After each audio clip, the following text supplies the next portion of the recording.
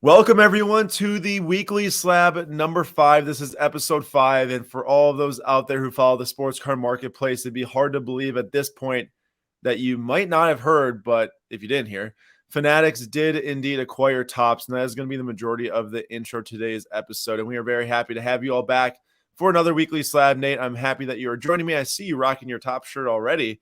Very excited to have TOPPS going in the future, I'm sure. Oh yeah. Hey, I'm not a Prism guy. I'm not a Panini guy. I don't collect basketball or football that often. But I am a TOPPS guy through and through. TOPPS flagship, TOPPS Chrome, Bowman Chrome, Allen and Ginter. Saw some Chip and Joanna Gaines, Allen and Ginter autos that I want to get my hands on. So I always TOPPS thought that through they and were through. annoying. You don't like them? Oh, I love them. I've only seen like 2 episodes of that show, so I can't really judge. But You're missing out. yeah, no, but that's good. I mean, that's good. There's a lot of people out there who I'm sure when the whole Fanatics thing went through, got the exclusive rights to the licenses starting in 2025 for MLB, NBA, and then NFL started like 2026. A lot of people are probably pretty worried, like, wow, am I gonna have no new Bowman Chrome autographs for the rest of my life? Nate was thinking probably. That's not the case. They did acquire TOPPS, and with acquiring TOPPS, it brings a lot of different elements to the game now that weren't there, let's say, 3 months ago. Now, this is not like that big of a surprise in my mind, but I'll say that for a little bit later because I just want to say really quick in today's episode, we've got the TOPPS and Fanatics discussion. We'll give all of our takes on the deal and what's to come in the sports card marketplace. We'll then do a what's hot, what's not. We'll cover a player that's increasing in value, a player that's increasing in value, decreasing in value, increasing and decreasing in value, a specific card of said player. Via the Card Ladder platform. If y'all didn't see Monday's YouTube live with the Card Ladder team, please go watch/listen to that now on YouTube, Spotify, or Apple Podcasts. A great episode to get to know the team and their platform. Wonderful platform. We'll show you more today. And then we will also have a Digging Corners. Digging Corners, our first one in the weekly slab from Nate. And then Vincent will join him for a very small debate on some prospect autographs from the new Bowman draft. And then at the end of today's episode, there will be a top 5 bold predictions for 2022 soccer card marketplace as Zach and Julian, a first appearance from SlabStox. Julian will be on the weekly slab and actually the SlabStox channel in general. He does a lot of work for us in the newsletter and everything. And happy to have him on the channel. He is very knowledgeable in soccer, and happy to put that out there. And then we'll just have a quick wrap up at the end. But Nate, give us the details on this Fanatics deal. All right, so Fanatics bought TOPPS, rumored $500 million. If you remember, they went through Muds, Murdoch Capital, SPAC for, it was supposed to be $1.3 billion months and months and months ago. That obviously got squashed with Fanatics acquiring all the rights to every card, right? Every NBA, NFL, and MLB. That TOPPS public offering went awry, and so then Fanatics bought TOPPS the other day for a rumored $500 million. If you can't beat them, join them. And if you want to beat them, tear their heart out and then buy them for less than half the price. That's what I've learned from Fanatics. But pretty incredible deal. They did not buy their candy line. So like gum and whatnot. So like Bazooka Gum is staying Bazooka Gum. It is owned by TOPPS. TOPPS is changing their name to Bazooka Candy Company or something like that. What was formerly TOPPS that got sold to Fanatics is still going to be TOPPS. What is left of TOPPS now is going to be changed to Bazooka Gum Company, something like that. And so they still have their candy line and then also like a gift card line, something like that, which is staying with them. So Fanatics is literally just buying their card line. It is said that Fanatics was, and I read a CNN article, Fanatics was apparel line is worth $18 billion, and their online retailer is worth $18 billion, and now their card section of Fanatics is now worth $10 billion after the acquiring of TOPPS. So that's crazy. That's crazy. I think the crazy thing to me about the deal is just all the licensing in general, because you just said $10 billion valued at for their sports card division, which hasn't even had more than 2 days now of existence with TOPPS part of it. Per the CNN article I read. All right, so Pick- that's not Nate's big bold prediction. That's just from Yeah. an article. And to me, it's like all that value comes from the licenses, because when they made the deals with all the NFL PA, NBA PA, MLB, and that stuff, they gave equity to those actual associations, versus that never happened in the past. So now they are projecting like $1 billion in revenue. Was that yearly? I think would bring in for all these different associations through this type of deal. And it obviously had a lot of leverage, and that's adding to their value in a huge way. And then you add in tops that you can actually connect to collectors with through those Bowman Chrome Tops Chrome lines. Like for myself, Tops Chrome basketball is such a big part of my collecting journey, and Tops Chrome football, even more specifically to my childhood, Tops Chrome football. I'm excited for that. Now the thing is by buying Tops, they like have access to all of this stuff like right now, outside of the NBA and the NFL licenses. They got the MLB automatically through that deal. But on top of that, they also got Formula One. They got UEFA Champions League, which is huge for soccer. Like that's so big. That's like the biggest license out there, which is really crazy to think.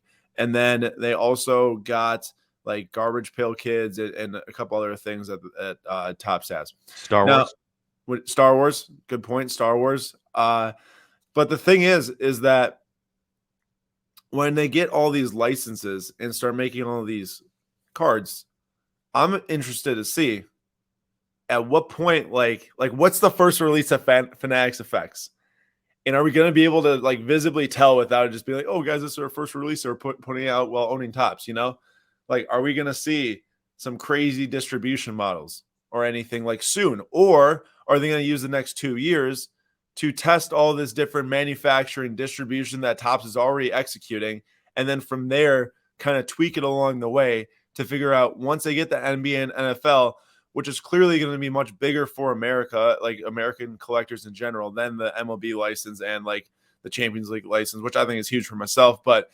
obviously, wider scale, people collect NBA and NFL cards more.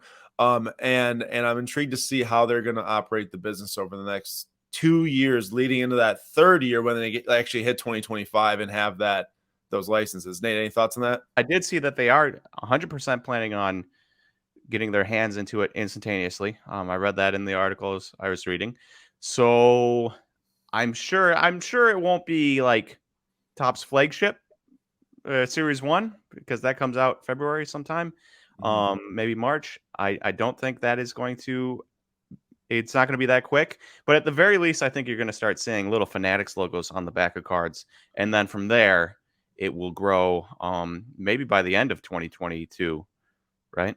I'm wondering if they want Fanatics logos on the back of cards, or if you want like a copyright with like Fanatics Inc. or whatever they are, Yeah, I mean that could happen. That could happen too. I'm sure they're going to get their name on them, but I don't think it's going to be soon enough where they get their name on Series 1. But by the time Series 2 Topps Chrome comes out, for sure.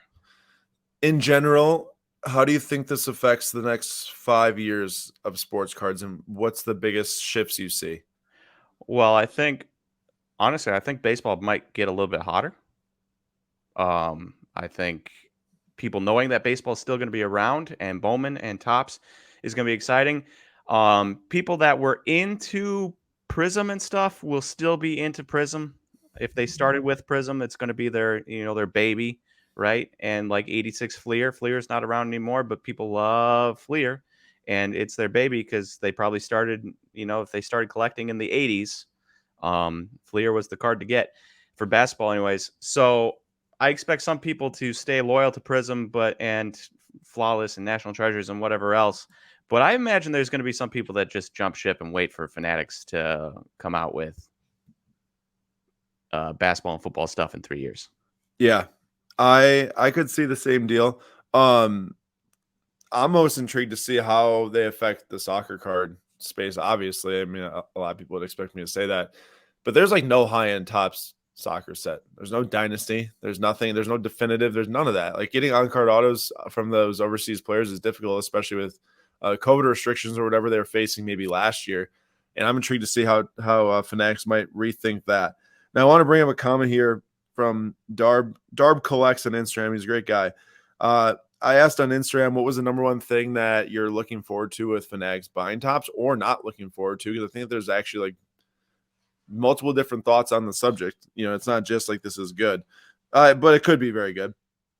He said innovation, hopefully listening to the people, better quality, no overprinting, better retail, fingers crossed, and TOPPS Chrome basketball. So I think all those are good thoughts, but hey, what do you think on the whole overprinting thing? Because I know a lot of people, I've heard like, oh, now Fanatics is taking over, it will curb the TOPPS overprinting theory over the next 2 years, right? Because, you know, we're all sitting here thinking, all right, TOPPS has got 2 to 3 years to print as much as they can to make as much money as they can. Does that change now? I doubt it. You're still sitting on the Wander Franco gold mine. You think there's not going to be a trillion gravity packs printed, made, and a trillion hanger boxes and endless amounts of hobby boxes with patches in all of them except for random autos you can get, and for just Series 1. And then you're going to have TOPPS Chrome, and you're going to have TOPPS Series 2. And, well, Wander won't be in TOPPS Series 2, but you'll probably have a rookie debut in TOPPS Update and TOPPS Chrome Sapphire. And then they'll probably have a rookie debut in TOPPS Chrome Sapphire Update. TOPPS Chrome Update Series sticker autograph on top of the Sapphire autograph. Yeah, so it's going to be, you only sit on Wander Franco once, right? It's going to be an absolute bloodbath out there, I believe. And I don't think Fanatics will buy a company for $500 million and have the MLB be part revenue sharer of this whole venture, right? And then say, you know what? No, we're going to curb back printing. I just don't see that happening. I think that if anything, that points to as much as ever, you got to make sure that you maintain a super hyper focus when buying singles, especially. Obviously, if they release MLB TOPPS Chrome Sapphire boxes, you don't really have a choice on which box configuration you buy. When it's like Prism for basketball, you're like, okay, do I buy the hobby box, the first off the line, the cello, the blaster, mega, this, that, whatever. When it's just a Sapphire box, if you want to rip it, you gotta buy the box. But when you're buying the cards, you obviously need to focus in and stick to. And I'm not saying that Wander Franco based Sapphires will be a bad buy, because I think that there's going to be a point to where they level off and then you buy them and you grade them. I think SGC might be a huge play for Franco cards this year. In general, like $30 grading, sending in Sapphire, Franco rookies, whatever else it might be, could be huge and get them back quickly. But in general, I think that I agree with Nate. I also can't see dropping $500 million just to like curb plans of making a lot of cards and selling a lot of cards. Now, will it go as crazy as one might think it might have if TOPPS was actually, their company was in essence ending their MLB, at least segment of their company? I think that they will be cognizant about the whole let's not go back to Junk Wax era, because they're the ones that hold the keys to the next however many years, a lot of years. And if they screw it up, they're screwing up a $10 billion valuation. So they're not going to want to do that. I do think that's a fair point. I also think though that you have this shot right now to capitalize on Wander Franco, recoup a ton of value that you just spent on TOPPS in general, and then you can probably calm it down. But if I were them, this would not be the year to scale back. Well, let's also think about Formula One and the excitement and the amount of people have started watching and buying their cards. The first set was printed super minimally. The second set, which is already set to release, so like Nate said with Series 1, I don't think they're going to have a hand in Formula One this year, but next year is probably going to whoop even higher. I also am intrigued with this, the whole parallel thing. You know, how many parallels are there out there? For some reason, it always feels like, and you might agree with this, it just feels like that more parallels is always like targeted at Panini with their Prism and how many parallels they make. Like, I don't think that we're sitting here saying like, oh my gosh, the amount of parallels in TOPPS flagship. Oh, that's right. That's right. They did introduce a lot of random ones this year, didn't they?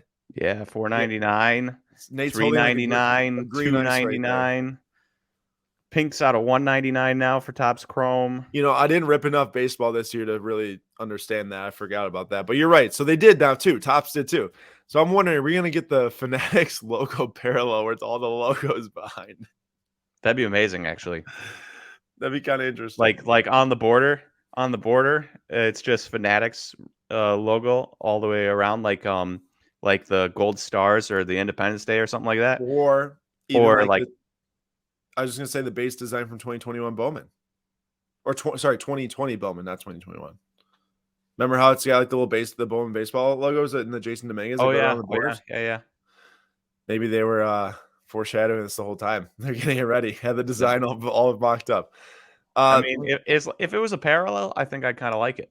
If they did more parallels like that, where it was like, Fanatics or uh New Era, like a New Era, because the New Era makes the caps. If they did a right. New Era parallel where there's little New Era logos in the background, that'd be You kind know of cool. what?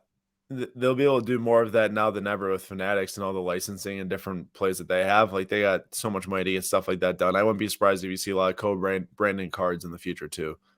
Any way to connect to more demographics, honestly, is what's going to be for them because Yep. they want to get people in the cards. They wouldn't buy. They're projecting what was that $97 billion industry by 2028 or something like that. I Yeah, can't remember. you don't spend this money if you don't think it's going to keep growing. So because there's a lot of people out there that are doom and gloom, like, oh, the card market's going to crash, it's going to go back to the 90s. This is a short-term bubble, and I don't think these really smart, intelligent, rich people are going to be spending this much money on it if they thought it was going to crash. And I don't think they're going to let it crash. No, If that I makes sense. agree. Now let's move out of the whole tops phase and kind of jump back into the just fanatics in general phase. All right, one more thought if you have one on that. One more thought before, just a thought that crossed my mind that I thought was kind of interesting. Michael Rubin, CEO of Fanatics, founded Fanatics, is a 50-year-old man. And so he would have grown up with Topps cards. He was He's 50? born in 1971, 72, somewhere in there. No, he looks way Um, younger. and so, late 70s when he's 7, 8, going into 1980, he would have been collecting Topps cards, right? Mm-hmm. And so I wonder how much that played a role in this, where they acquired Topps instead of Panini. In that, when he was old, Panini came around. When he was young, Topps was still there. And I wonder if it has like a little bit of a ode to his childhood or not. As much as Panini has like taken a stranglehold on the basketball and football, especially the high-end marketplace recently, for obvious reasons, having exclusive license rights. When you think of like, man, imagine baseball cards, or sorry, not baseball cards, sports cards for 25 years without Topps baseball in general, or without national treasures. What are more people going to be like, oh my gosh, I can't believe that wouldn't be around for 25 years? Topps. Yeah, exactly. Like it doesn't matter how expensive all those Panini cards are now. I mean, it does to some people. Okay. I mean, obviously people are gonna be out there thinking like, oh my gosh, I have a 50 grand borrowed NT. I couldn't believe if they didn't make NT for 25 years. But in general, for me, it would be a way bigger shock. Like, I can't believe that Topps and Bowman Chrome aren't going to be released ever. Like, that'd be crazy. And I like when Nate said there's like multiple different segments in my head right now. The first one I think I touched on is just the in general merger and acquisition with this, because I remember when all this stuff started to come out, Michael Rubin would say, yeah, we want to acquire. They're not just going to pop up from the ground to huge sports card distributor in 3 years. They obviously have to get some infrastructure in. And then also I want to talk about digital, as much as I don't really have any I don't Skin know. in the game. Yeah, skin in the game, luster for it, whatever it is. I'm just not that tied to it, but it's still worth bringing up. And then there was one more segment, but we'll get into that. I'll think of it as we go. So first is they acquired Topps, like Nate just said. They didn't acquire Panini, but I don't know if they're done here, because while $500 million is a lot, I'm assuming they have more money to spend, especially if they're projecting $97 billion industry. So do they cut off their card company acquisitions here, and they start to look into the grading, into the marketplace, into whatever else it is? Or do they go and acquire a Panini or Upper Deck? And Nate, which one is more valuable to Fanatics if you had to choose one over the lifespan of their company? Which one's going to be more valuable? I would go Upper Deck. Which One, is funny enough to say. Yeah, I don't think they're that valuable of a company. But one, you get the hockey license. 2, you get LeBron and Michael Jordan. And Tiger Woods. And Tiger Woods. And 3, you can get Exquisite. Yep. Back. So for me, I would go Upper Deck. Now, obviously, you're not going to get like Luca or anybody else that has signed a John deal. Morant. John Morant. I think Zion might be too. So okay, that stinks. But if you had to choose between having, you already have Mike Trout. Mike Trout is done. You have Mike Trout forever. But then you have to choose between getting Luka, Ja, and Zion, or Tiger, Michael, and LeBron. Um, And plus hockey, plus if they brought Exquisite back, nobody, and I mean nobody, would care that National Treasures didn't exist anymore. I totally agree with that. I love the coloring in exquisite cards. They're just so beautiful. It's not out of the question that Fanatics doesn't start buying individual contract rights from Panini. They don't buy the corporation, especially keep in mind Panini America versus Panini Global. Panini started with all their soccer stickers and all that stuff over in Europe and Italy with their production. Then a lot of it started to get shifted to the American card releases. But like, what's to say? And I don't know obviously I have no idea what their contracts are. You know, what Panini said with the players, what they have with their brands. But maybe Fanatics makes a play that they buy out the brands from Panini that they can't use. Like, dude, literally, what is Panini going to have after 2025? UFC? Well, you can look at how well Panini baseball kind of has been doing lately. But Nate, they don't even have the players association. There's like exclusive Oh, that's players right. association rights I forgot about that. versus Yeah. like just the licensing for the teams. Yeah. Like Now, here's my question. If they're able to buy this all out, you think the government would step in? yeah, I was thinking about that too. I don't know anything about monopoly laws and stuff like that. But if all of a sudden you only have one card supplier, it feels like somebody would have to step in and stop that. I mean, I have no idea. Do you think that I don't know enough about the language on the deals, especially with the players associations, which actually like mean a lot. Does that prohibit like Leaf from making any more sports cards ever again? I don't know. I don't know. Well, you know, they Leaf makes a lot of collegiate stuff, so they'll still have those deals with Yeah.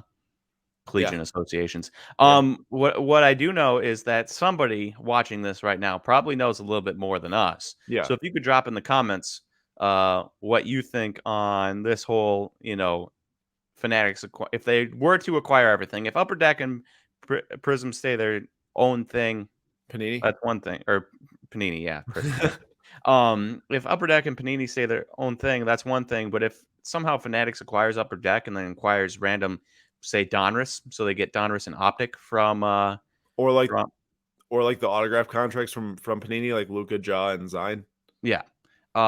Somebody let us know if that's going to if somebody's going to raise a stink about that and what you know about it, because I don't know anything. So Yeah, and we don't want to make it seem like we know anything. So we just know enough to bring up the topic that it could be a possibility. So yeah, like Nate said, please do drop a comment right now and help out the people who are watching, just like us too, who will read it after and learn. I agree with you that Upper Deck's more valuable. You also get the PMG line. The PMG line, yeah. I really hope Upper Deck's done a very good job in my mind of like keeping the PMG line pretty exclusive.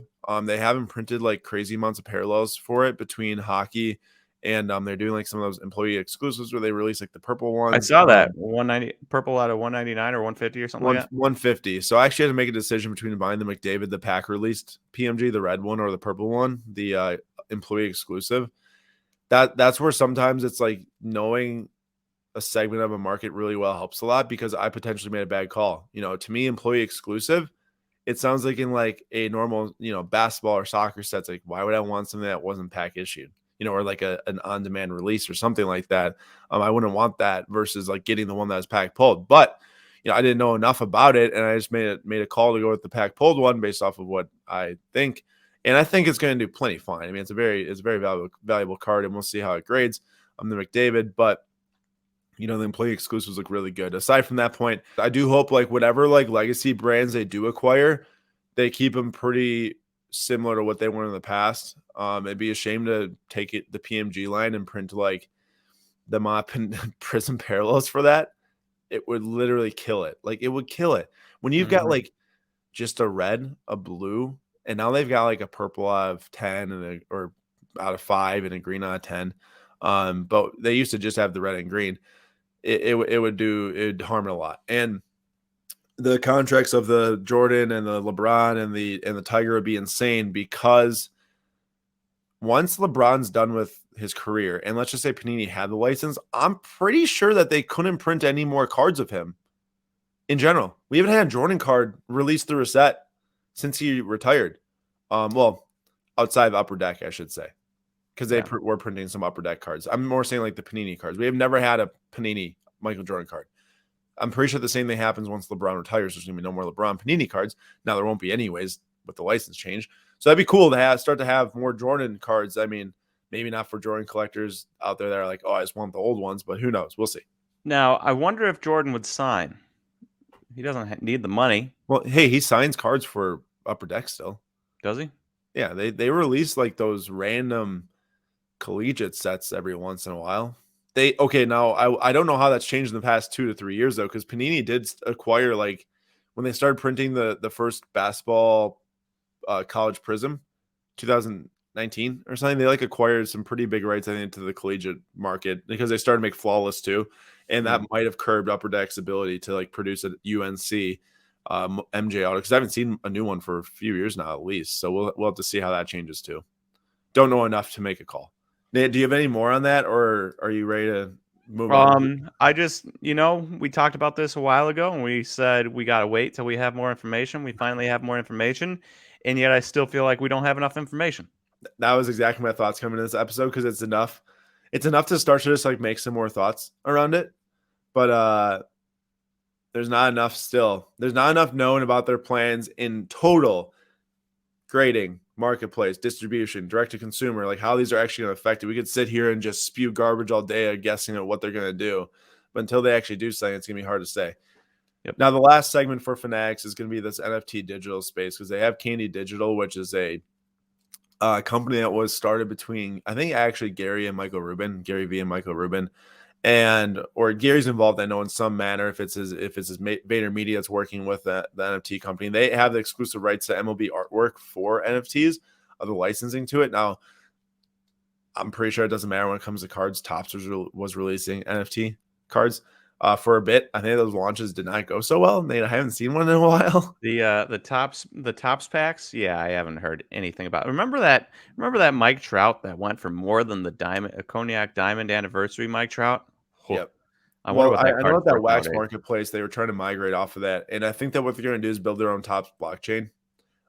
Which, if they haven't already done it or haven't released some sort of it, they're probably going to do that. But I don't want to spend too much time on this. My point is that it's very much going to be in the play for TOPPS and Fanatics mostly in the future to include multiple NFT releases. Panini's been targeting it hard through their own blockchain.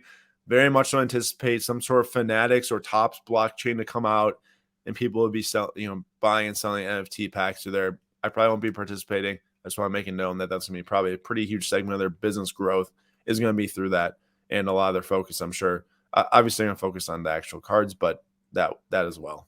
Any last thoughts on this before we do our hot or not player, because we've already went pretty far? I have nothing else. I'm excited to see what comes of it, and I'm excited for TOPPS cards to exist still. Yeah, I think that's the biggest thing. I'm excited for TOPPS Chrome Basketball to come back. I mean, there's going to be a lot of things that are going to happen between the acquisitions and the potentially acquire all this different stuff, which I'll figure out later. But as for now, we can just be happy that TOPPS cards will still be around. For the hot player of the week, we are looking at the John Morant card. Well, we're looking at John Morant as a player, but also the 2019 Prism Hyper PS9 John Morant here on the Card Ladder Pro platform. Please go to the link in the description of this video or the podcast if you do want to sign up for a Card Ladder Pro account. Sales history for the all-time, and also combines 14 different data sources into one to view all the sales history. You can also search any sales history through eBay, PWCC, Golden, MySlabs, a lot of those different things with one of those features. So, hop into it here. Nate, John Morant, give us the rundown on his game log recently. It's been huge. Well, for the season, he's been amazing. 25 points a game, 6.5 assists, 5.5 rebounds. But since he came back, John Morant has been on another level. So in the last 6 games, they have 6 wins. He went for 18 points, 9 assists, 7 rebounds his first game, and then 33, 4 and 4, 41, 10 and 2, 30, 6 and 5, 36, 8-6, 38-6, 36, 8-6, and then 26, 6-5. His lowest point scoring in the last 5 games, 25 points. Every other game has been 30 plus. He's getting a ton of assists per game and a decent amount of rebounds. The dude has been on fire, and they have been winning every game. Now, the Grizzlies were winning a ton of games without him, with Desmond Bane and Jaren Jackson Jr., but now Ja is back, and they are still. He's taken off, and they are the team to beat. They beat up on the Brooklyn Nets the other day. Love it. You gotta love it. Because of what Nate just said with all of his stats, his 2019 Prism Hyper Rookie PSA 9, which is a pop 215 for the PSA 9, that last sold on January 4th on eBay Buy Now for $280. And of course, when you're that hot, your cards are going to increase in value, especially if you're coming off of injury as he was. And over this is the last 3 months here we're looking at. This card has increased 56% in value, $100 in total real dollar change. And you can see the chart here on Card Ladder. We had a little bit of some peak and then some dip and then our peak and then our dip. But since 12/7 specifically, so over the last month, it's been up 66%, which is huge. $111 change in value, and for a card like this to gain that much in value, that's a pretty big deal right now. I think for a while there we were seeing Prism numbered or non-numbered cards hit kind of a curb, and as you can see here, this is over the last year. It's down 54%, and this is for a Hyper PSA 9. Nate, to think of Hyper PSA 9 even selling for $500 at one point, it's kind of hard to fathom, isn't it? It is. We the good old days when we just thought, any card you got your hands on was going to be worth huge money. Yep, and now it's a lot of this. It's a lot of up, down, up, down. You got to buy at the right time, sell at the right time. Everything's timing, and nothing's guaranteed. I think that's the biggest thing, right? Mm-hmm. And on top of that, I want to point out, so if you do look at eBay right now, we went and checked before this episode, there's a buy now or best offer that's listed at $275, which of course the last sale of this was $280. That card is currently like a lower value. Of course, if that buy now got hit, this would change to $275 then. But it's worth noting that just because you see a sale out there, always make sure you check what's like currently listed for either one, to get a deal, or two, to verify sales. If there's something that sells for like $500 and there's one available for $200, buy it now. Most likely something weird happened there. Always worth doing some extra research. All it takes is a couple more button clicks and searches to get there, and it's well worth it. Now, on top of that, it also shows you what sellers are thinking too. Because if you go back to this, let's just say the 3-month view here, and let's say it's someone bought at, I don't know, let's just say they bought the one at 162 on November 15th. They see it, the last sale was at 280, buy it now. Nate, I'm sure you would be that person that'd be very happy to sell for $5 to $10 less, 270 to 275, to convert a sale if you were the one that bought at 162. Oh yeah. Don't get greedy. So that just goes to show too that just because a card, hits this value of 280 here, very likely when a card spikes like this, 200 to 280, the next sale is going to be a bit lower. Now that's also given that's not like a super rare card. It's very rare. There's only one available. Totally different story. But this one, there's more than one of these available right now, I know. And that's generally what happens. After John Morant, we are visiting what is not hot. And what is not hot is Sam Darnold, Nate's favorite football player. I feel like for the last 3 years, we've talked about Sam Darnold more than even a guy like Tom Brady probably on our podcast. It's true. And here we are, the 2018 Panini Kaboom Sam Darnold PSA 10, a very high-end card for a given player. Like Kobe's worth $12K of this card. The last sale was $221.50 on December 26th. Now, this is only a pop 45. And if we scroll down and check out the chart here, this is over the last 3 months. And over the last 3 months, if you check out the sale on October 19th, this was after he was had a great first couple of weeks to start the season. Sells for $1,125. And since then, we are down 80%. All the way down to $1,226, which is $221.50. It's a $904 drop over the last 3 months. I remember when Lou Janu from Card Talk, he sold his Kaboom PSA 10, but he sold it right before the season started, which is before it spiked up to 1,200. And I was like, oh man, imagine a Jets fan selling early on Sam Darnold. And I think I didn't have this card, obviously, but joke's still on me, because even if he sold it for 500, much better sale than selling today for 221. Mm-hmm. How bad has he been this year? I mean, he is injured. Well, he's injured.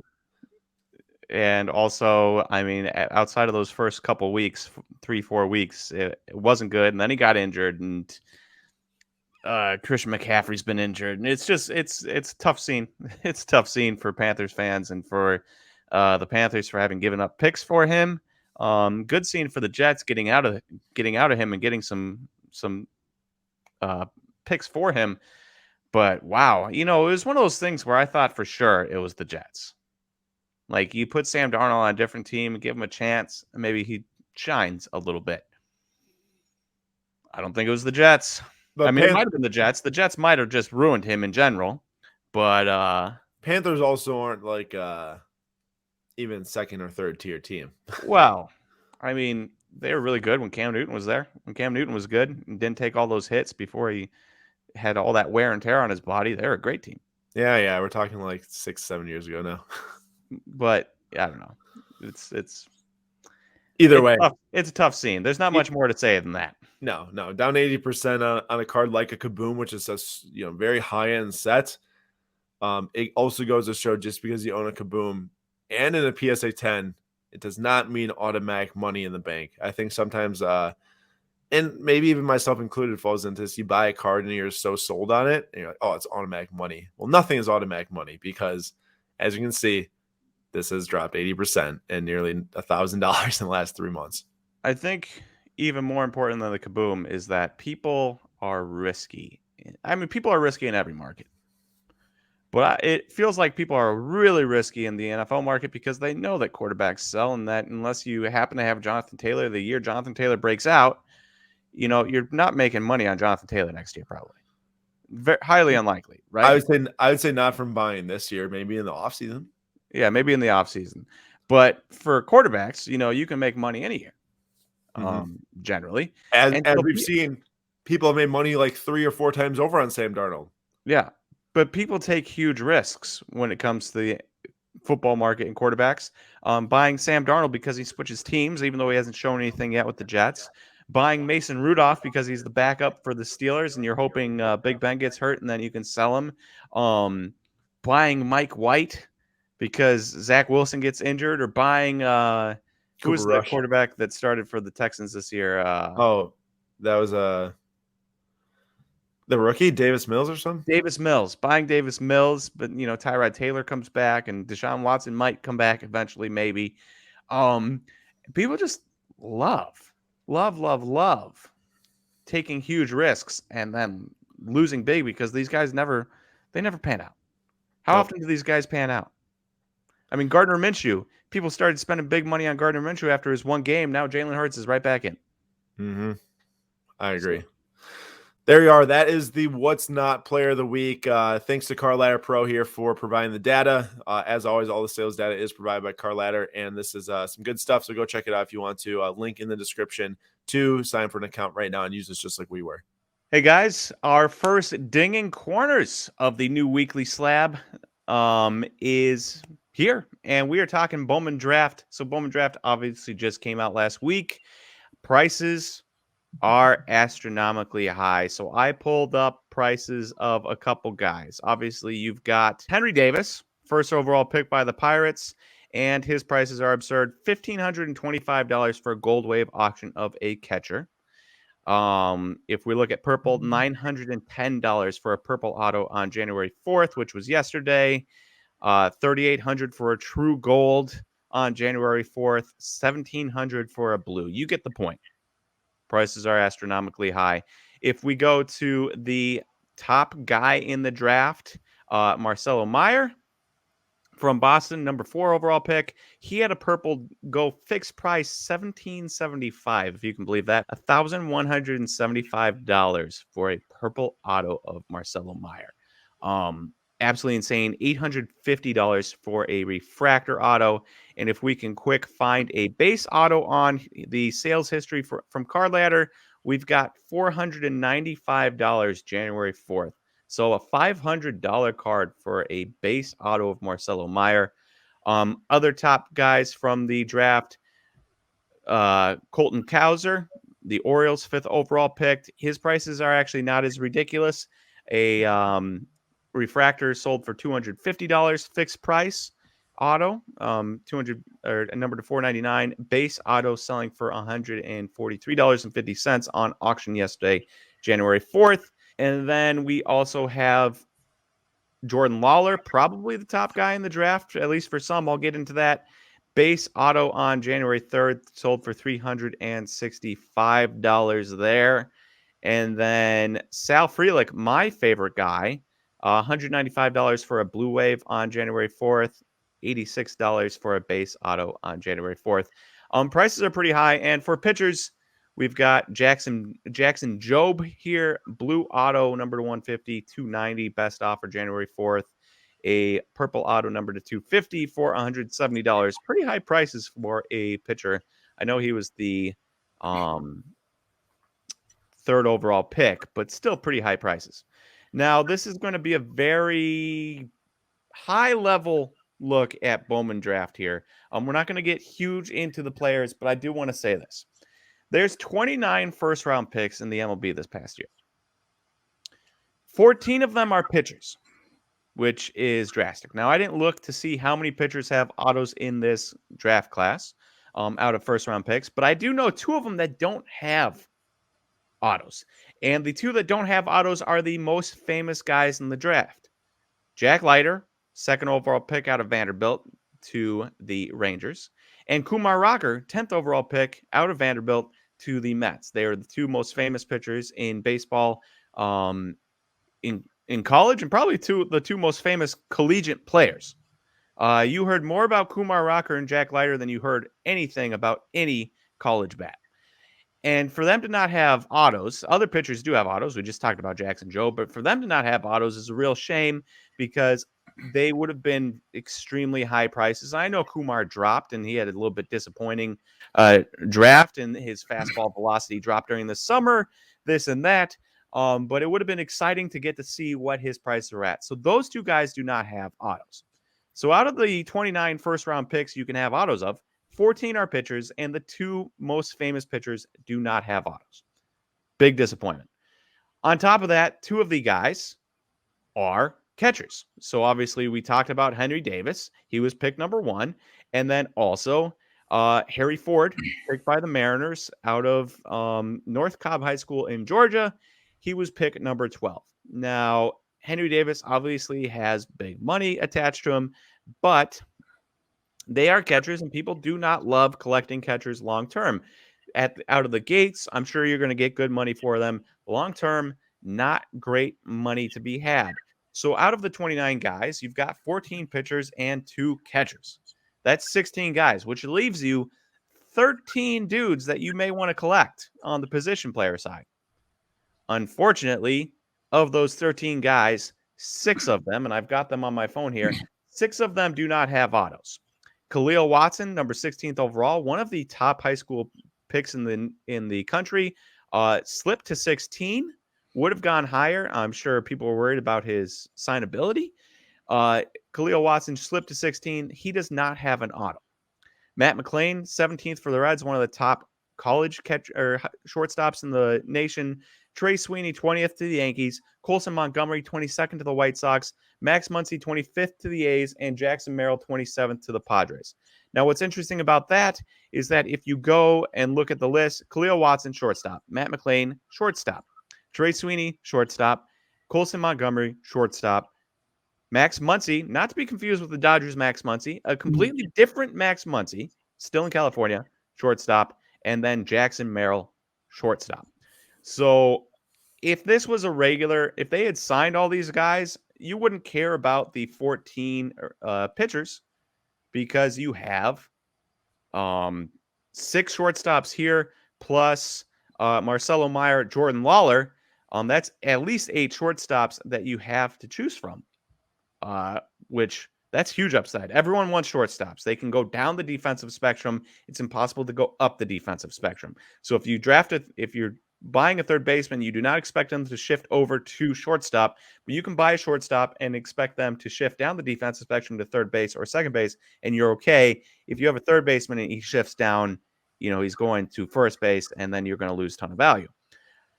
So for me, 14 pitchers, 2 catchers, and 6 guys without autos out of the shortstop means you have 7 dudes that you could possibly want out of this first round. Makes for a really tough class, and that's where you're getting these astronomically high prices. Now, Jordan Lawler and Marcelo Meyer are very good. Marcelo is probably going to be a lot more exciting than Jordan Lawler is from Boston. He got drafted by the Red Sox, hometown kid, whole 9 yards, very exciting. But I was just talking to a guy, Christopher Crawford. I don't know if I'm allowed to name drop people, but Christopher Crawford, he writes for NBC Edge. He's a prospect guy, and he told me the other day that he likes Jordan Lawler more than he likes Marcelo Meyer. Now, I didn't ask him why, but he did drop that little tidbit on me, and I'm sure there are other people out there that like Jordan Lawler more. And so you have these two guys, and you have, the Henry Davis, that's big money, but again, catcher. Colton Cowser, not huge money, drafted by the Orioles, but their developmental system has been going up. But what I really want to get into is a guy like Sal Frelick. Now, I'm a Brewers fan. Vincent is not. He's a Yankees fan, and his first round pick, Trey Sweeney, not in the draft. But Sal Frelick is a 5'9", 180-pound center fielder. Good eye at the plate, good defense, knows how to hit, doesn't hit for power. In fact, his ground ball percentage was so high last year. In college, he would have ranked either first or second in the majors for ground ball rate, which is not what you want to see if you want to see a guy get into power. And this is a guy whose autos are going for like $90. Now, I like him, but the Brewers have another guy just like that in Garrett Mitchell. And so you've got two guys that have Garrett Mitchell more power potential than Sal Frelick because he's taller, bigger, but they both hit the ball on the ground. They both have good eyes. They both have good center field defense. Sal Frelick is currently kind of blocked, and yet this guy is going for big money. Now, the one thing I will say about Sal Frelick, amazing athlete, great high school football player, great hockey player, like great hockey player, and now at Boston College, an amazing baseball player, and focusing on baseball should really help. Getting into a professional system and getting his swing tweaked should help. I don't trust the Brewers. You look at all their prospects, Bryce Durang, Garrett Mitchell, Hedbert Perez, anybody like that, they've all kind of stagnated in the last year. So I do not trust their developmental system. I would buy because I still like the Brewers, and if it doesn't work, oh well. But big risk here, and people are spending huge money on a guy like Sal Frelick, who currently, as it stands, will not hit for power. His swing is not geared for it, and people are spending $90. So for me, this draft is a risk. This Bowman draft is a risk. Vincent, what do you think? Yeah, I'm right there with you. I don't really like it at first glance. Did a little bit of research into it, and yeah, like you said, tons of pitchers, which obviously don't sell well. I mean, if you like the pitchers to collect, that's great. Yeah. But in terms of an investing standpoint, pitchers we know don't do well. The top pick being a catcher, we know doesn't do well. I mean, look at Buster Posey. What are his cards doing? Now that he's retired and had a Hall of Fame career. Rushman is selling well, and so maybe we're saying, we're seeing a shift. But Adley Rutschman was also like a top 10 prospect instantaneously out of the draft. Mm-hmm. Henry Davis, not so much. Won't be. Yeah. And again, like we'll see what Adley sells for 5 years from now. Like will he be at Franco levels? Probably not. Like even if he is the same star level, Yeah. That's just the way. That's just like the nature of the beast, especially with baseball. Between catcher and shortstop. Yeah. Yeah. And then especially like, we put the post up on Instagram about the Marcelo Meyer sale. You talked about it earlier. I think at the time we put the Instagram post up, it was 470. I think you said the most recent one was like 490, 500, right? Okay. So 495 for a base auto of a guy who's going to play in, I don't know, 3 years, maybe. That's probably the time frame. And then we put it up against Mookie Betts, who his base Bowman auto, base Bowman Chrome auto sold for 685. So you take in Marcelo Meyer and like 200-ish bucks, or a Mookie Betts who's won 2 World Series, an MVP. Like, well, you tell me what you're taking, and then I'm going to play devil's advocate for you. Okay, I mean, so I love Bowman Chrome, and I love like the young guys. Like I was big into 2020 Bowman, 2019. Like those are kind of the 2 big sets that I've gotten into, and we've talked about that before. But like, I would have to go Mookie just based on the way he's established. Marcel, I mean, I'm also a big Yankees fan, so it's hard taking a Red Sox player anytime. So that's a little biased there. But even throwing out that bias, I just don't get it. I mean, we saw a couple of the comments even on the post. NSV_sports card said, insane. The amount of money spent on unproven guys and new products blows my mind every day, which I get. I'm kind of guilty of that. I've bought some Jason Dominguez and some Bobby Witt. You know, it's fun collecting guys that you think could pop, but when putting them up against the, I wouldn't say goats, but established players like a Mookie Betts, it's tough to take a guy who I'm not going to see for a couple of years. He could totally vanish. Like if he doesn't develop, what do you have? You know, Mookie Betts, you know, he's got 2 rings, you know, he's got an MVP, you know, like he's in LA, huge market. Mookie Betts is as safe as it gets. Yeah. I'm sure the pop report on his, what is it? Is it 2015 Bowman? Is that his first Bowman? Yeah. I'm sure the pop report's a lot lower, compared to these newer sets. So I think, I don't know, I'm interested to see your devil's advocate play, but I think a lot of people in the comments agreed with me. 2014, sorry, 2014. 2014? Okay, makes sense. I knew this is around that time frame. But like another comment, Mookie is the most undervalued baseball player in the hobby right now. That's interesting. I don't know if I totally agree with that, but compared to Marcelo Meyer, I would agree. He should be, if you're looking at multiples, he should be a lot more than 1.5 times Marcelo Meyer. But again, the set just came out. High prices as usual. We see this every single set, regardless of the sport, especially in Bowman. I will say, I think, and I've said this to you before, I think Bowman holds its values better than a lot of other sets in like the broader card market. I mean, you've seen some of these like Prism basketball sets get hammered. You've seen football like Donruss get hammered, but like in terms of like overall sets, I think the baseball Bowman Chrome market's one of the healthiest in terms of keeping value over time. It will see dips. That's no doubt, but I don't think you're going to see the 60, 70, 80% dips you see in other sports. So that gives me a little bit more confidence in this draft. But I don't know. What's your devil's advocate play? So my devil's advocate here is I'm going to start with some Mookie Betts stats just so everyone understands that what I'm about to say could be proven false. Mookie Betts, first year, 126 OPS plus. Second year, 117. So 126 is 26% better than league average. And the next year is 117, 17% better than league average. And then year after that, 33% better than league average. So high, low, high. And then 8% better than league average, low. Then 86% better than league average, higher. And then 34% lower. And then 47% higher. And then 28% lower. So every year he has whatever he had before that. He started out with 126 and he had a worse year, and then a better year, and then a worse year, and then a better year, and then a worse year, then a better year, and then a worse year the previous year. So what you could expect out of his age 29 season, if he keeps this up, is that he's going to have a better year, and you could see a boost just from these trends. Now, obviously, that's a little bit like speculative, and it might not happen, but it has happened to this point in his career. So take this with a grain of salt.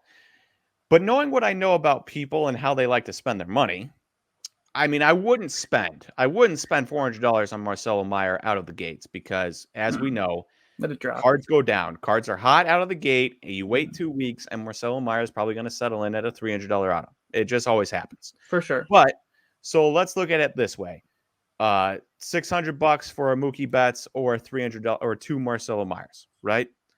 And for me, playing devil's advocate here and knowing how people react, it's going to be a lot harder, I think, for that Mookie Betts auto to get up to $1,000 than it would be for those Marcelo Meyer autos to get up to $500 a piece. Because people love young players. They love the upside. They love the potential. They love the gambling. And they also love, a homegrown story. And so if Marcelo Meyer comes out in A-ball next year and blows the cover off the ball, those could easily get to $500. And so you could be sitting for your $600 investment, you could be sitting on $1,000 as opposed to you invest in Mookie Betts and he gets out to a hot start. I don't think it goes from 600 to 1,000. It might go 600 to 800. But I don't think it gets up to 1,000. And so, and that's just purely conjecture on my part. I could be wrong. Just I believe that if I was investing for and willing to take a gamble, I would go with Marcelo Meyer, not because I think he's a better player or has a shot of being as good of a player as Mookie Betts ever was, or is. People love to gamble, and they love to gamble with their money. They love to gamble in the sports card market, and I think you can make more money quicker on Marcelo Meyer. Now, there's a lot more risk. Mookie Betts is very safe.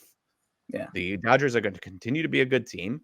They're going to continue to be in the playoff hunt every year, or the World Series hunt. Mookie Betts is going to be a major reason for that, and he's going to be playing in LA for a very long time because he signed a huge deal. Yeah. But if you're willing to take a gamble, it's insane. It's insane. Don't get me wrong. No, that's a great point. I totally agree with it. I think the short term pop, like the way the market dynamics are, I think short term pop with Meyer and any prospect is there. I mean, you saw it. I mean, I'm a Yankees fan, so you saw Volpe last year, Anthony Volpe. Like he just went off in the minors, and his stuff went like parabolic. Like in a 2-month time frame, he was doubling his price like every week because he was going on. So I guess if we see something similar to that with Meyer, I mean, I forget what level Volpe was at. I think it was maybe AA, then he moved up. Or starting single A moved up. So you maybe see the same thing with Meyer. But yeah, I guess a short-term pop. That's a good point. All right, Vincent, we better close down there so this episode doesn't go too long. Any last thoughts on Bowman Chrome Draft before I give my last thoughts? No, not really. I think said it pretty much. I mean, it not a high ceiling. The pitcher's kind of diluted a little bit, which stinks. But overall, if you want to take a gamble, there's always places to be had. You gotta look in the spots where people aren't looking sometimes to make a good buck. So correct. I love that. And you don't have to settle on autos. You can get color non-autos, and they do very well if your player does well. But lastly, for me, do not buy early. Every release, just keep this in mind. Do not be the first person buying that base auto. Wait a couple weeks. Number two, there is not a huge upside here. It's disappointing. The amount of pitchers, it's just going to happen. The amount of catchers is going to happen. But then the amount of guys that didn't sign autos, especially when 6 of them are shortstops, that's a real big disappointing for the first round. Now, obviously, there's second, third, fourth, fifth, and so on round draft picks in here that are going to play well and become top 100 prospects. Yeah. So there are going to be diamonds in the roughs, and there are going to be pitchers that sign that are going to be a diamond in the rough. Nate Pearson a couple years ago, you could have got him for $10 an auto, and at his height, non-graded base for like 60, 70, $80, something like that. So there are going to be guys to be found, but don't go into it thinking there's like massive upside, because there's upside in Jordan Lawler and Marcelo Meyer, guys like that. But by and large, the upside is capped by the amount of pitchers and the amount of guys that did not sign. So just be advised. Be advised that there are going to be better releases. I would wait. If you're going to wait, I'd wait for 2022 Bowman instead of spending a ton of money on Bowman Draft, and go buy singles of the guys you want after a couple weeks. All right. Thank you, Vincent. And thank you, everyone, for listening to our first Ding and Corner segment of the new weekly Slab. And now on to the rest of the show. What's up, everybody? It's Zach from at Premier Soccer Investing. And Julian's at SlabStox Julian. And we're bringing you the top 5 bold predictions for soccer and cards in the year of 2022. Number 1, I think this is going to be the craziest summer transfer window we've had. Even more bonkers than Messi and Ronaldo leaving teams. I think that man, Fabrizio Romano, will be very busy. I mean, you have guys like Mbappe, Haaland could be on the move. Yeah, for sure. And then there's the Dusan Vlahovic, who's he's kind of under the radar right now. I know Arsenal is kind of talking about trying to get him as well, but for sure Mbappe and Haaland are 2 huge names. And we all know that Mbappe kind of was talking about going to Real Madrid the past transfer window. Right now he's committed to PSG, but I don't know. I don't really see him staying unless PSG makes a deep run into the Champions League. But so he's kind of eyeing the Real Madrid, and then I don't know about Haaland. He could end up anywhere. And now we have Lukaku, who could be on the move. Harry Kane too.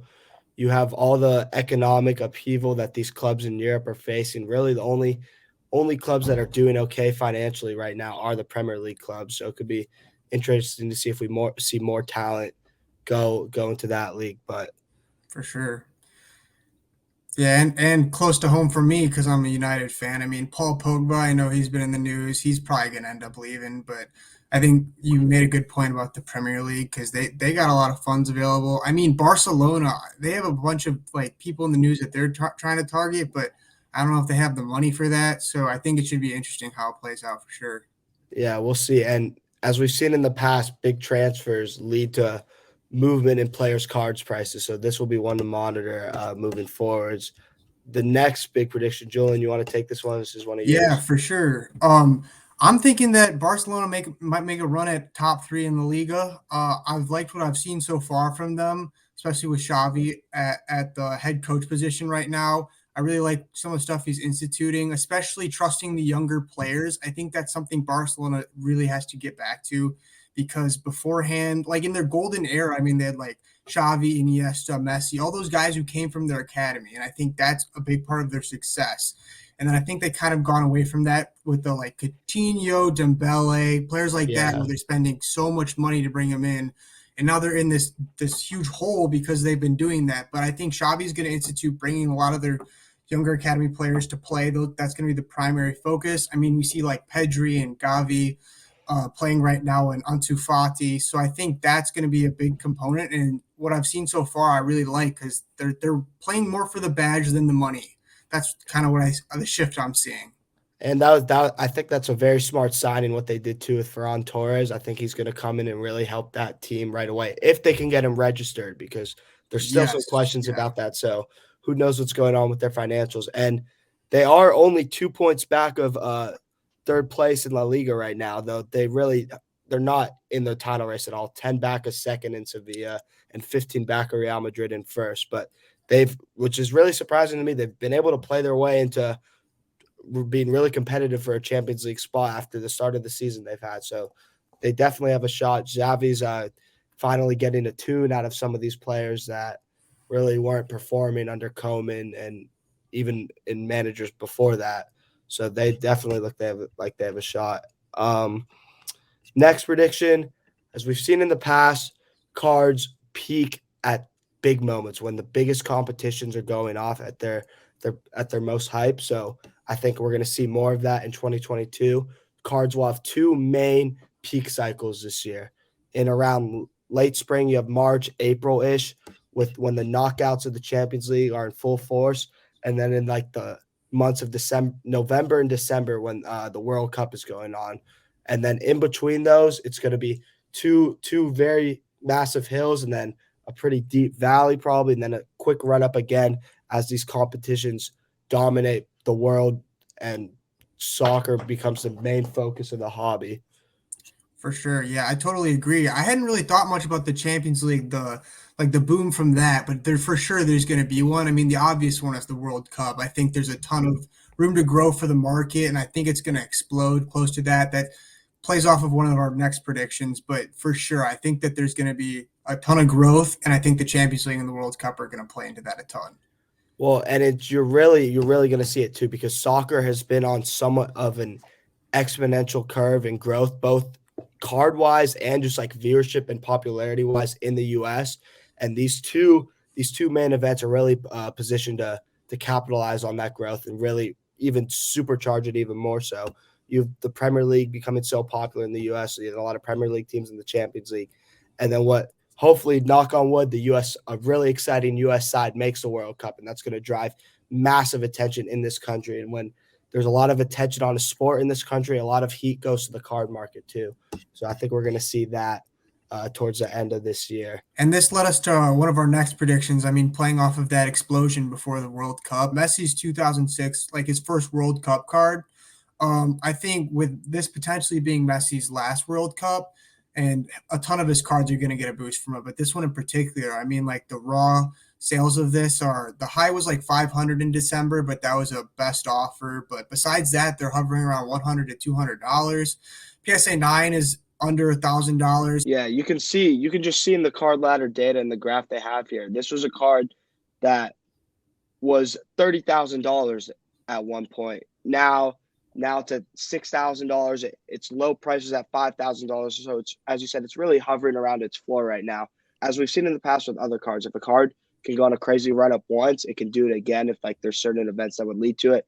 And there's nothing like a GOAT's last World Cup that would lead to a crazy run up in his cards. And then our last prediction also has to do with the World Cup. I mean, the World Cup is the biggest sporting event in the world. It happens only once every 4 years. Billions of people watch. And this is one that really puts the bold predictions, in my opinion. And I think a lot of people will disagree with me on this, but the U.S. will make it to the semifinals of a World Cup. Yeah, I mean, definitely bold, but I could see it. But I think Berhalter has to play it super smart. I mean, we've seen it a bit in qualifiers. He's got a bunch of MLS players he's trying to get in, and don't get me wrong, there are a few of them like Pepe, who's in the MLS. I mean, Walker Zimmerman has impressed me a ton, but I think we gotta stick with the main guys, because I could see us making a run for sure. We gotta put our best players out there, and I think that's something that Berhalter's been struggling with a little bit. I don't know what your thoughts are on that. Well, yeah, I think some of it has to do with the rotation of the squad and stuff like that. You're playing 3 games in 6 or 7 days. There's been COVID issues and stuff like that too. But yeah, Berhalter has to get it right. The thing I will say about this, and the reason why I am making this prediction, is the U.S. has proven to be a big game team. They're at their best in the biggest moments when the spotlight is the brightest, and there's no brighter light than the World Cup. And Pulisic is a big game player. McKennie. If everyone's fit, Reyna, you have Pepe in there too. Stefan or Turner in goal. And I think this is just a team that plays with a lot of heart, a lot of fight, and a lot of passion. I think they're going to make the semifinals. And if they do so, watch out for Pulisic cards, Pepe cards, Reyna cards, guys like that. Yeah, another guy I think that's shown out a ton recently, Brendan Aronson. I've been super impressed by him. I'm looking forward to seeing him on the big stage as well. Yeah, we now, the U.S. now has the talent that they can compete on a pitch with basically any country in the world. They might not be better than a team like France, but they have the ability in the squad now that they'd still be underdogs for sure, but it's not a completely out of the question possibility that the U.S. could beat a team like a France or a Spain or England, teams like that. So yeah, watch out for the U.S. Totally agree. And just wrapping up real quick, I just wanted to say we partnered up with Card Ladder, so that's been a huge resource to us. That's where we've gotten a ton of our data. I mean, our Messi graph was there. So we're gonna, I think in the description below, we're gonna drop it down. You can, there's a free version. You can sign up for that. I know it's been super helpful for me. And then there's also Card Ladder Pro, which is $15 a month, super cheap, but that's been a huge resource for us. So they've been helping us out a ton. So we're gonna leave that down below. Yeah, thanks for watching. All right, everyone, that was the weekly slab number 5. We covered a lot of topics. Of course, we had the Fanatics and TOPPS talk. We were talking about some John Moran, some Sam Darnold cards, and then we also covered Bowman draft and top 5 bold predictions for 2022 for the soccer card market. A lot covered in this episode. We do thank you all for joining and listening. Please let us know in the comments right now what your thoughts are on TOPPS. And if you have any thoughts on the new Bowman draft set as well, I know Nate will share or did share plenty in this episode. And then as with the soccer cards, if you are into soccer cards, let us know thoughts on that. Please also like and subscribe to this video for more weekly slabs, and check out last week's weekly slab where we recapped 2021 and gave some bold predictions for 2022. But Nate, anything else from this episode before we let them go? Enjoy Prism while you have it. Enjoy National Treasures while you have it, and look forward to TOPPS Chrome basketball and football, and more Bowman Chrome for baseball. I need my hands on a TOPPS Chrome Gold Refractor from new basketball set. I'm so excited. So excited. Thank you, everyone, for listening to this week's episode, and we will see you all next Thursday at 6 p.m. Eastern Time for the release of Weekly Slab number 6.